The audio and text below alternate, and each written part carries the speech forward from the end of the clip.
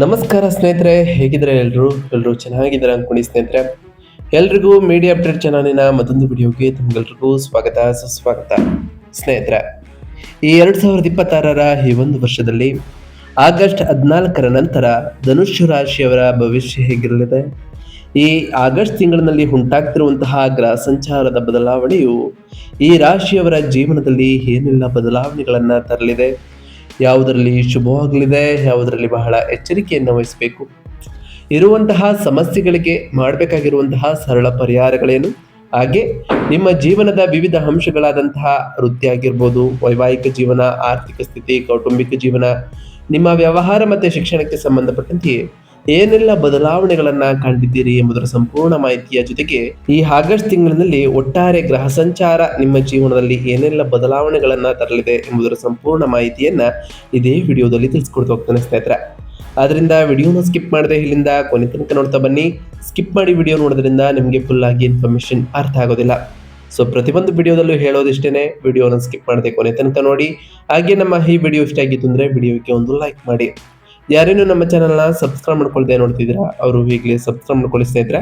Subscribe ಮಾಡ್ಕೊಂಡು ಪ್ರತಿನಿತ್ಯ video watch ಮಾಡ್ತಿರೋರಿಗೆ ಥ್ಯಾಂಕ್ ಯು ಸೋ ಮಚ್ ಅಂತ ಹೇಳ್ತಾ, ಹಾಗಾದ್ರೆ ಈ ಧನುಷ್ ರಾಶಿಯವರಿಗೆ ಈ ಆಗಸ್ಟ್ ತಿಂಗಳು ಏನೆಲ್ಲ ಬದಲಾವಣೆಗಳನ್ನ ತರಲಿದೆ, ಗ್ರಹ ಸಂಚಾರಗಳು ಹೇಗಿರಲಿದೆ ಎಂಬುದನ್ನ ಒಂದೊಂದಾಗಿ ನೋಡ್ತಾ ಬರೋಣ. ಹೌದು ಸ್ನೇಹಿತರೆ, ಈ ಧನುಷ್ ರಾಶಿಯವರಿಗೆ ಈ ಆಗಸ್ಟ್ ತಿಂಗಳು ನಿಮಗೆ ಅತ್ಯಂತ ಸವಾಲಿನ ವಾತಾವರಣವನ್ನ ತಂದಿತ್ತು. ಈ ತಿಂಗಳಿನಲ್ಲಿ ನಿಮ್ಮ ಸ್ವಾಭಾವಿಕ ಆಶಾವಾದ, ಹಾಗೆ ಪ್ರಯಾಣದ ಒಲವು ಮತ್ತು ಸ್ಥಿರ ಅದೃಷ್ಟದ ನಂಬಿಕೆಯನ್ನ ಕಠಿಣ ಪರೀಕ್ಷೆಗೆ ಈ ತಿಂಗಳು ಒಳಪಡಿಸಲಾಗ್ತದೆ. ನಿಮ್ಮ ರಾಶಿ ಅಧಿಪತಿಯಾದಂತಹ ಗುರುವು ಗುಪ್ತ ವಿಚಾರಗಳ ಸೂಚಕವಾದ 8ನೇ ಮನೆಯಲ್ಲಿ ಉಚ್ಚ ಸ್ಥಾನದಲ್ಲಿ ಸಂಚರಿಸುತ್ತಿದ್ದು, ಇದು ನಿಮ್ಮಲ್ಲಿ ಏಕಾಂಗಿತನವನ್ನ ಉಂಟು ಮಾಡಲಿದೆ. ಆದರೆ ನಿಮ್ಮ ಎಂದಿನ ಉತ್ಸಾಹವು ಅನಿರೀಕ್ಷಿತ ಅಡೆತಡೆಗಳ ಅಡಿಯಲ್ಲಿ ಮುಚ್ಚಿ ಹೋಗ್ತಾ ಬರ್ತದೆ. ಇದರೊಂದಿಗೆ ನಿಮ್ಮ 4ನೇ ಮನೆಯಲ್ಲಿ ಮುಂದುವರೆದಿರತಕ್ಕಂತಹ ಅರ್ಧಾಷ್ಟಮ ಶನಿಯು ನಿಮಗೆ ಭಾವನಾತ್ಮಕ ನೆಮ್ಮದಿಯನ್ನು ಕೂಡ ಕುಂದಿಸುತ್ತಿದ್ದು, ಹಾಗೆ ಆಸ್ತಿ ವಿಷಯಗಳಲ್ಲಿ ಜಟಿಲಗೊಳಿಸಲಿದ್ದಾರೆ ಅಂತಾನೆ ಹೇಳ್ಬೋದು. ಇದು ಸಾಲದೆಂಬಂತೆ ತಿಂಗಳ ಆರಂಭದಲ್ಲಿಯೇ ಮಂಗಳನು ನಿಮ್ಮ 7ನೇ ಮನೆಗೆ ಆಲ್ರೆಡಿ ಪ್ರವೇಶವನ್ನ ಮಾಡಿರೋ ಕಾರಣ ಅತ್ಯಾಪ್ತರೊಂದಿಗೆ ಉಗ್ರವಾದಂತಹ ಜಗಳಗಳು ಉಂಟಾಗ್ಬೋದು. ಮತ್ತೊಂದೆಡೆ 9ನೇ ಮನೆಯಲ್ಲಿ ಇರ್ತಕ್ಕಂತಹ ಕೇತುವು ಉನ್ನತ ಸ್ಥಾನದಲ್ಲಿ ಇರೋ ಕಾರಣ ವಿದ್ಯಾಭ್ಯಾಸದ ಬಗ್ಗೆ ನಿಮಗೆ ಕೇಳಿರೆ ಮೇಲನ್ನ ಈ ತಿಂಗಳು ಉಂಟು ಮಾಡಬಹುದು. ಈ ತಿಂಗಳು ನಿಮ್ಮ ತೀಕ್ಷ್ಣವಾದ ಬುದ್ಧಿಯು ರಕ್ಷಣಾತ್ಮಕ ಧೋರಣೆಯನ್ನ ತಳೆಯಲಿದೆ. ಹಾಗೆ ಅಪಾಯಕಾರಿ ದೂರ ಪ್ರಯಾಣಗಳು ಮತ್ತೆ ಆಕ್ರಮಣಕಾರಿ ವೃತ್ತಿಪರ ಹೆಜ್ಜೆಗಳನ್ನು ತಪ್ಪಿಸ್ತಾ ಬಂದ್ರೆ, ಬದಲಿಗೆ ನಿಮ್ಮ 3ನೇ ಮನೆಗೆ ರಾಹುವಿನ ಅಸಾಧಾರಣವಾದಂತಹ ಬೆಂಬಲದೊಂದಿಗೆ ಎಚ್ಚರಿಕೆಯಿಂದ ಮಾತನಾಡ್ತಾ ಬಂದ್ರೆ ಬಹಳಷ್ಟು ಫಲಿತಾಂಶಗಳನ್ನ ಕಾಣಬಹುದಾಗಿದೆ.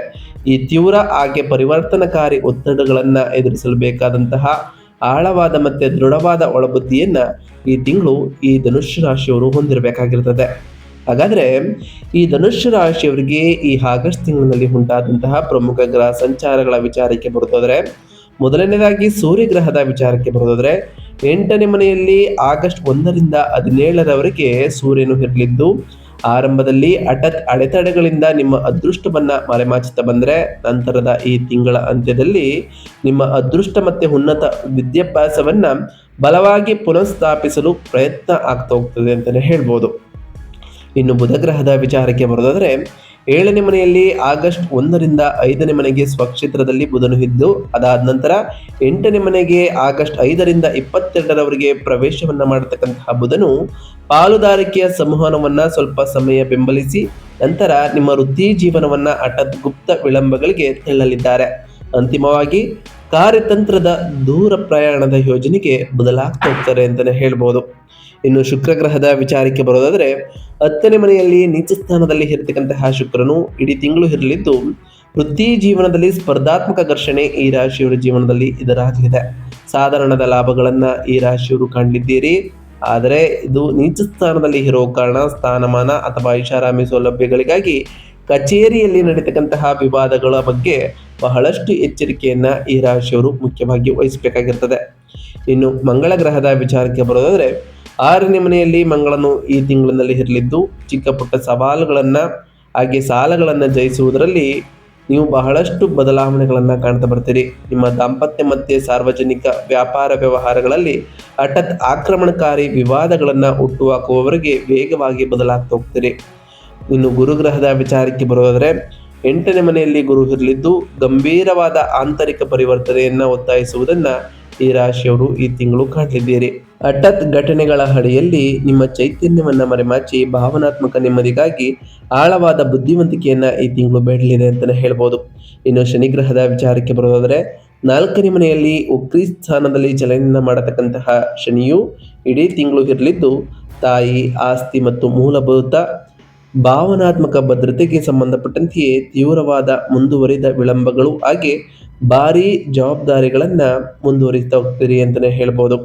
ಇನ್ನು ರಾಹು ಗ್ರಹದ ವಿಚಾರಕ್ಕೆ ಬರೋದಾದರೆ 3ನೇ ಮನೆಯಲ್ಲಿ ರಾಹು ಇರಲಿದ್ದು ಸಮೂಹವನ್ನು ನಡೆಸಲು ಮತ್ತೆ ಕಿರು ಪ್ರಯಾಣಗಳನ್ನು ಕೈಗೊಳ್ಳಲು ಒಂದು ಅಸಂಪ್ರದಾಯಕ ಮತ್ತು ತೀವ್ರ ಬಯಕೆಯನ್ನು ಉಳಿಸಿಕೊಂಡು ನಿಮ್ಮ ವಿಶಾಲವಾದ ತೊಂದರೆಗಳ ನಡುವೆಯೂ ಅನಿರೀಕ್ಷಿತ ಧೈರ್ಯವನ್ನ ಈ ರಾಶಿಯವರು ರಾಹುವಿನ ಸಂಚಾರದ ಸಮಯದಲ್ಲಿ ಕಾಣಲಿದ್ದೀರಿ.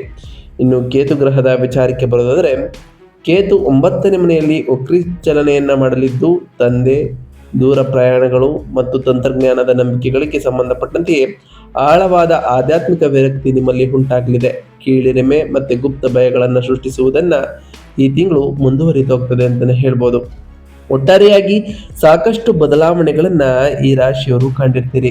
ಹಾಗಾದ್ರೆ ಈ ರಾಶಿಯವರಿಗೆ ವೃತ್ತಿ ಮತ್ತು ಉದ್ಯೋಗದಲ್ಲಿ ಏನೆಲ್ಲ ಬದಲಾವಣೆಗಳು ಆಗಲಿದೆ, ಈ ಆಗಸ್ಟ್ 14ರ ನಂತರ ನಿಮ್ಮ ಜೀವನದಲ್ಲಿ ಏನೆಲ್ಲ ಫಲಿತಾಂಶಗಳು ಇರಲಿದೆ ಅಂತ ನೋಡ್ತಾ ಬರೋದಾದ್ರೆ, ನಿಮ್ಮ ವೃತ್ತಿ ಜೀವನಕ್ಕೆ ಸಂಬಂಧಪಟ್ಟಂತೆಯೇ ಈ ತಿಂಗಳು ಅಸ್ತವ್ಯಸ್ತತೆಯನ್ನ ಎದುರಿಸಿರ್ತೀರಿ. ಏಕೆಂದ್ರೆ ನಿಮ್ಮ ವೃತ್ತಿಯ ಅಧಿಪತಿಯಾದಂತಹ ಬುಧನು ಆಗಸ್ಟ್ 5ರಿಂದ 22ರವರೆಗೆ ಪ್ರಕ್ಷುಬ್ಧವಾದ 8ನೇ ಮನೆಯಲ್ಲಿ ಪ್ರವೇಶವನ್ನ ಮಾಡಲಿದ್ದಾರೆ. ಪ್ರಮುಖ ಯೋಜನೆಗಳಲ್ಲಿ ಹಠಾತ್ ವಿವರಿಸಲಾಗದಂತಹ ವಿಳಂಬಗಳು, ಉನ್ನತಾಧಿಕಾರಿಗಳೊಂದಿಗೆ ಗೊಂದಲದ ಸಂವಹನ ಮತ್ತು ನಿಮ್ಮ ದೈನಂದಿನ ಕೆಲಸಗಳಲ್ಲಿ ಅನಿರೀಕ್ಷಿತ ಬದಲಾವಣೆಗಳನ್ನ ನೀವು ಅನುಭವಿಸಬಹುದು. ಈ ಸಮಯದಲ್ಲಿ ಬಡ್ತಿಗಾಗಿ ಒತ್ತಡ ಹೇರಲು ಅಥವಾ ಆಕ್ರಮಣಕಾರಿ ಹೊಸ ಯೋಜನೆಗಳನ್ನು ಪ್ರಾರಂಭಿಸಲು ಹೋಗಬೇಡಿ. ಈ ಕಷ್ಟದ ಜೊತೆಗೆ ನಿಮ್ಮ 10ನೇ ಮನೆಯಲ್ಲಿ ಇರತಕ್ಕಂತಹ ನೀಚ ಶುಕ್ರನು ಕಚೇರಿಯಲ್ಲಿ ಕ್ಷುಲ್ಲಕ ಸ್ಪರ್ಧೆಯನ್ನು ಸೃಷ್ಟಿಸಿ ನಿಮ್ಮ ವೃತ್ತಿಪರ ಆಕರ್ಷಣೆಯನ್ನ ಕೊಂದಿಸಲಿದ್ದಾರೆ. ತೆರೆಮರೆಯಲ್ಲಿ ಮೌನವಾಗಿ ಮತ್ತು ಎಚ್ಚರಿಕೆಯಿಂದ ಕೆಲಸ ಮಾಡುವುದರ ಮೇಲೆ ಮಾತ್ರ ನೀವು ಸಂಪೂರ್ಣ ಗಮನವನ್ನು ಹರಿಸಬೇಕು. ನಿಮ್ಮ 4ನೇ ಮನೆಯಲ್ಲಿರ್ತಕ್ಕಂತಹ ಅರ್ಧಾಷ್ಟಮ ಶನಿಯ ನಿರಂತರ ಒತ್ತಡವು ನಿಮ್ಮ ಭಾವನಾತ್ಮಕ ಶಕ್ತಿಯನ್ನ ಏರುವುದು ಮುಂದುವರಿಯಲಿದ್ದು, ಇದರಿಂದಾಗಿ ಒತ್ತಡದ ಕೆಲಸದ ದಿನದ ನಂತರ ನೆಮ್ಮದಿ ಕಂಡುಕೊಳ್ಳುವುದು ಬಹಳ ಕಷ್ಟವಾಗ್ತಾ ಹೋಗ್ತದೆ. ಅಲ್ಲದೆ ಆಗಸ್ಟ್ 14ರ ನಂತರ ಅಂದ್ರೆ ಈ ಆಗಸ್ಟ್ 17ರವರೆಗೆ ಸೂರ್ಯನು ನಿಮ್ಮ 8ನೇ ಮನೆಯಲ್ಲಿ ಸಂಚರಿಸುವುದರಿಂದ ನಿಮ್ಮ ಮೇಲಾಧಿಕಾರಿಗಳೊಂದಿಗೆ ಗುಪ್ತ ಅಹಂ ಘರ್ಷಣೆಗಳು ಉಂಟಾಗಬಹುದು. ನಿಮ್ಮ ಗಡಿಗಳನ್ನ ಮೃದುವಾಗಿ ಆದರೆ ದೃಢವಾಗಿ ವ್ಯಕ್ತಪಡಿಸಲು ನಿಮ್ಮ 3ನೇ ಮನೆಯಲ್ಲಿರ್ತಕ್ಕಂತಹ ರಾಹುವಿನ ಅಸಾಧಾರಣವಾದಂತಹ ಧೈರ್ಯವನ್ನು ನೆಚ್ಚಿಕೊಳ್ತಾ ಬನ್ನಿ. ಈ ತಿಂಗಳ ಕೊನೆಯಲ್ಲಿ ಬುಧ ಮತ್ತೆ ಸೂರ್ಯನು 9ನೇ ಮನೆಗೆ ಪ್ರವೇಶವನ್ನು ಮಾಡಿದಾಗ ಸ್ಪಷ್ಟತೆ ನಿಧಾನವಾಗಿ ಮರಳಲಿದ್ದು, ಆದರೆ ಅಲ್ಲಿಯವರೆಗೆ ವೃತ್ತಿ ಜೀವನದಲ್ಲಿ ಹೆಚ್ಚು ರಕ್ಷಣಾತ್ಮಕ ಧೋರಣೆಯನ್ನು ತಳೆಯುವುದೇ ನಿಮ್ಮ ಏಕೈಕ ಸುರಕ್ಷಿತ ಮಾರ್ಗ ಅಂತಾನೆ ಹೇಳ್ಬೋದು. ಇನ್ನು ವ್ಯಾಪಾರ ಮತ್ತೆ ಸ್ವಯಂ ಉದ್ಯೋಗದ ವಿಚಾರಕ್ಕೆ ಬರೋದಾದ್ರೆ, ಉದ್ಯಮಿಗಳು ಪಾಲ್ದಾರಿಕೆ ಮತ್ತೆ ಮಾತುಕತೆಗಳ ವಿಷಯದಲ್ಲಿ ಅತ್ಯಂತ ಅಸ್ಥಿರವಾದ ಅವಧಿಯನ್ನ ಈ ತಿಂಗಳಿನಲ್ಲಿ ಪ್ರವೇಶವನ್ನ ಮಾಡಿರ್ತೀರಿ. ಏಕೆಂದರೆ ಆಗಸ್ಟ್ 2ರಂದು ಮಂಗಳನು ನಿಮ್ಮ 7ನೇ ಮನೆಗೆ ಬಲವಾಗಿ ಪ್ರವೇಶವನ್ನ ಮಾಡಿ ನಿಮ್ಮ ವ್ಯಾಪಾರ ಪಾಲುದಾರರು ಮತ್ತು ಪ್ರಮುಖ ಗ್ರಾಹಕರೊಂದಿಗೆ ತೀವ್ರ ಹಾಗೂ ಆಕ್ರಮಣಕಾರಿ ವಿವಾದಗಳನ್ನು ಉಂಟುಹಾಕಬಹುದು. ನಿಮ್ಮ ಅಹಂಕಾರವನ್ನ ಬದಿಗಿಟ್ಟು ವಿಪರೀತ ರಾಜತಂತ್ರವನ್ನ ಅನುಸರಿಸ್ತಾ ಬರಬೇಕು ಈ ರಾಶಿಯವರು. ಏಕೆಂದ್ರೆ ಈ ಬಿಸಿ ಬಿಸಿ ಜಗಳಗಳಲ್ಲಿ ತೊಡಗಿಕೊಳ್ಳುವುದು ನಿಮ್ಮ ದೀರ್ಘಕಾಲೀನ ಒಪ್ಪಂದಗಳಲ್ಲಿ ತೀವ್ರವಾದಂತಹ ಹಾನಿಯನ್ನ ಮಾಡ್ತಾ ಬರ್ತದೆ. ಅದರಲ್ಲೂ ಈ ಆಗಸ್ಟ್ 15ರ ನಂತರ ಬುಧನು 8ನೇ ಮನೆಗೆ ಸಂಚರಿಸುವುದು ಜಂಟಿ ಬಂಡವಾಳದ ವಿಚಾರದಲ್ಲಿ ಹಠಾತ್ ಗುಪ್ತ ಸಮಸ್ಯೆಗಳು ಅಥವಾ ಅನಿರೀಕ್ಷಿತ ಕಾನೂನು ಅಡೆತಡೆಗಳ ಎಚ್ಚರಿಕೆಯನ್ನು ಕೂಡ ನೀಡಲಿದೆ. ವಿನಾಶಕಾರಿ ಆರ್ಥಿಕ ತಪ್ಪುಗಳನ್ನು ತಡೆಯಲು ಎಲ್ಲಾ ಕಾರ್ಪೊರೇಟ್ ಒಪ್ಪಂದಗಳನ್ನು ಅತ್ಯಂತ ಎಚ್ಚರಿಕೆಯಿಂದ ಪರಿಶೀಲಿಸಬೇಕು. ಪ್ರಸ್ತುತ ವಾಣಿಜ್ಯ ವಾತಾವರಣವು ಕಷ್ಟಕರವಾಗಿದ್ದರೂ ಕೂಡ 8ನೇ ಮನೆಯಲ್ಲಿ ಉಚ್ಚಸ್ಥಾನದಲ್ಲಿ ಇರತಕ್ಕಂತಹ ರಾಶಿಯಾಧಿಪತಿ ಗುರು ಆಳವಾದ ಆದರೆ ಮರೆಮಾಚಲ್ಪಟ್ಟ ಶಕ್ತಿಯನ್ನ ನಿಮಗೆ ನೀಡಲಿದ್ದಾರೆ. ಈ ಪ್ರಬಲ ಸಂಚಾರವು ಆಕರ್ಷಕವಾದ ತಕ್ಷಣದ ಲಾಭಗಳಿಗಿಂತ ಆಳವಾದ ದೀರ್ಘಕಾಲೀನ ಉಳಿವಿನ ಮೇಲೆ ಗಮನವನ್ನ ಹರಿಸ್ತಾ ಬರ್ತದೆ. ಇದರಿಂದ ಸಾಕಷ್ಟು ಅದೃಷ್ಟವನ್ನು ಕೂಡ ಕಾಣಲಿದ್ದೀರಿ. ಅದರಲ್ಲೂ ನಿಮ್ಮ 9ನೇ ಮನೆಯಲ್ಲಿ ಇರ್ತಕ್ಕಂತಹ ಕೇತು ನಿಮ್ಮ ಅದೃಷ್ಟವನ್ನ ಮುತ್ತಿಕೊಳ್ಳುವುದನ್ನ ಮುಂದುವರಿಸಲಿದ್ದು, ಹಠಾತ್ ಊಹಾತ್ಮಕ ಅದೃಷ್ಟವನ್ನ ನಂಬಲಿಕ್ಕೆ ಹೋಗಬೇಡಿ. 3ನೇ ಮನೆಯಲ್ಲಿರ್ತಕ್ಕಂತಹ ರಾಹುವಿನ ನವೀನ ಶಕ್ತಿಯನ್ನು ಬಳಸಿಕೊಂಡು ಅಸಾಂಪ್ರದಾಯಿಕ ಮಾರುಕಟ್ಟೆ ತಂತ್ರವನ್ನ ರೂಪಿಸ್ತಾ ಬಂದ್ರೆ ಈ ತಿಂಗಳಿನಲ್ಲಿ ಉತ್ತಮವಾದಂತಹ ವ್ಯಾಪಾರವನ್ನ ಮತ್ತೆ ಲಾಭವನ್ನ ಕಾಣಲಿದ್ದೀರಿ ಅಂತಾನೆ ಹೇಳ್ಬೋದು. ಇನ್ನು ಆರೋಗ್ಯ ಮತ್ತು ಯೋಗಕ್ಷೇಮದ ವಿಚಾರಕ್ಕೆ ಬರೋದಾದರೆ ಯೋಗಕ್ಷೇಮದ ವಿಚಾರದಲ್ಲೂ ಕೂಡ ಸಾಕಷ್ಟು ಬದಲಾವಣೆಗಳನ್ನ ಕಂಡಿರ್ತೀರಿ.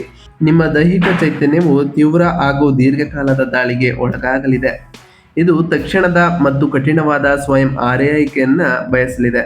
ನಿಮ್ಮ ರಾಶಿಯಾಧಿಪತಿಯಾದಂತಹ ಗುರು ಆಯುಷ್ಯ ಮತ್ತು ಹಠಾತ್ ಘಟನೆಗಳ 8ನೇ ಮನೆಯಲ್ಲಿ ಸಿಲುಕಿಕೊಂಡಿದ್ದು, ಇದು ನಿಮ್ಮ ಸ್ವಾಭಾವಿಕ ರೋಗ ನಿರೋಧಕ ಶಕ್ತಿಯನ್ನ ಗಣನೀಯವಾಗಿ ತಗ್ಗಿಸಿ ಗುಪ್ತ ಹಾಗೂ ದೀರ್ಘಕಾಲದ ಕಾಯಿಲೆಗಳಿಗೆ ನಿಮ್ಮನ್ನ ಸುಲಭವಾಗಿ ತುತ್ತಾಗುವಂತೆ ಮಾಡಲಿದೆ.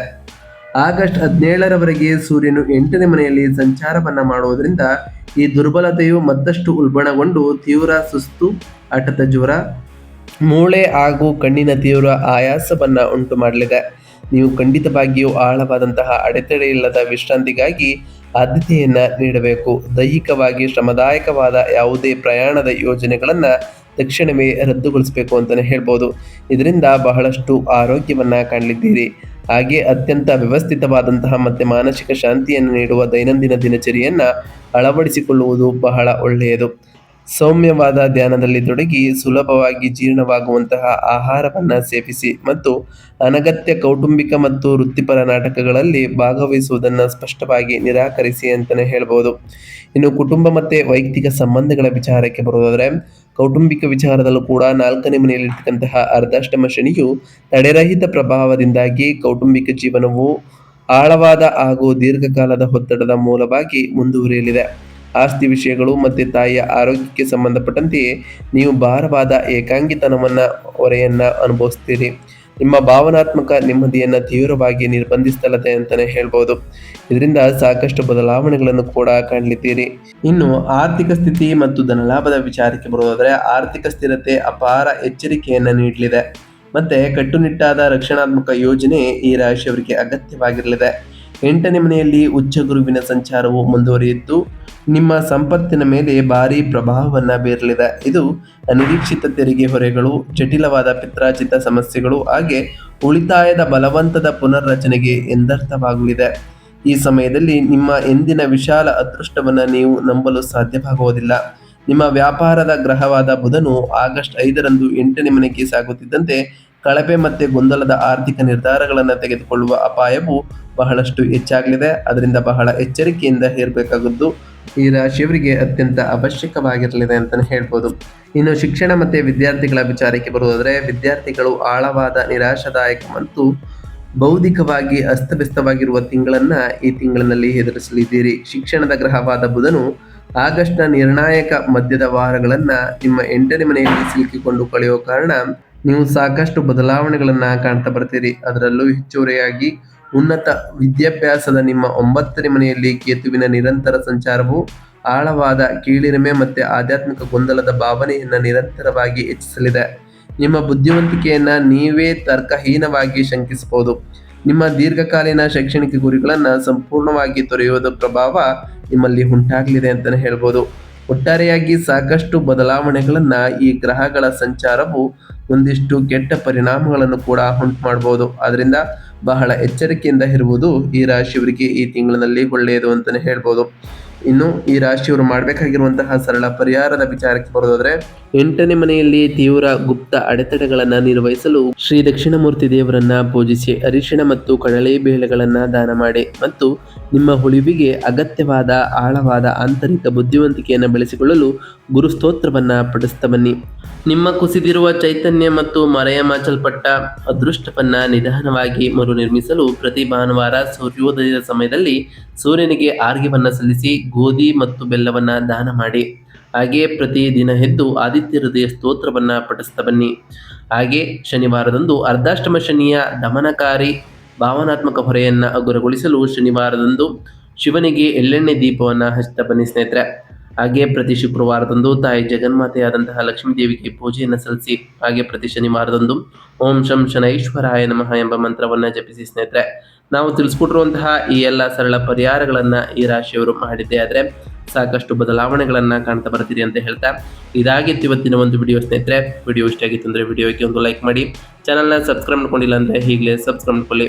ಸಬ್ಸ್ಕ್ರೈಬ್ ಮಾಡ್ಕೊಂಡು ಪ್ರತಿನಿತ್ಯ ವಿಡಿಯೋ ವಾಚ್ ಮಾಡ್ತಿರೋರಿಗೆ ಥ್ಯಾಂಕ್ ಯು ಸೊ ಮಚ್ ಅಂತ ಹೇಳ್ತಾ ಹಾಗೆ ಕಮೆಂಟ್ನಲ್ಲಿ ಓಂ ಶನೈಶ್ವರಾಯ ನಮಃ, ಓಂ ಗುರುಭ್ಯೋ ನಮಃ, ಓಂ ಲಕ್ಷ್ಮೀನಾರಾಯಣಾಯ ನಮಃ, ಓಂ ಅಂಗರಾಯಕಾಯ ನಮಃ ಎಂದು ಕಮೆಂಟ್ ಮಾಡಿ ಸ್ನೇಹಿತರೆ.